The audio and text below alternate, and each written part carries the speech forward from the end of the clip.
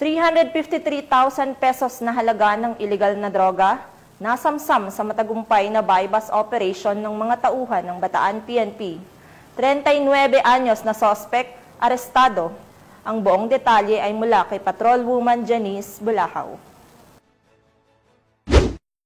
Isang 39 anyos na lalaki na umano'y sangkot sa kalakalan ng ilegal na droga ang naaresto sa ikinsang buy-bust operation ng mga operatiba ng Hermosa Municipal Police Station at Provincial Intelligence Unit ng Bataan Police Provincial Office, katuwang ang Philippine Drug Enforcement Agency ng Region 3 sa Barangay Kulis, Hermosa, Bataan. Batay sa ulat, nahuli ang suspect matapos nitong bentahan ng isang maliit na heat-sealed plastic sachet nang hinihinalang shabu ang isang posture buyer kapalit ng marked money.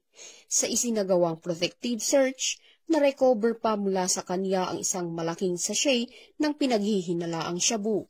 Tinatayang aabot sa 52 gramo ang kabuuang bigat ng nakumpiskang droga na may standard drug price na 353,600 pesos. Ang matagumpay na operasyon ay isinagawa sa ilalim ng pangangasiwa ni Bataan Police Provincial Director, Police Colonel Marites A. Salvadora sa pakikipag-ugnayan sa Pro-3 Regional Director, Police Brigadier General Ponce Rogelio I. Peñones Jr. Ayon kay Police Colonel Salvadora, patuloy ang pinaigting na kampanya ng Bataan PNP laban sa ilegal na droga upang matiyak na walang ligtas na lugar para sa mga sangkot sa ganitong uri ng kriminalidad sa lalawigan.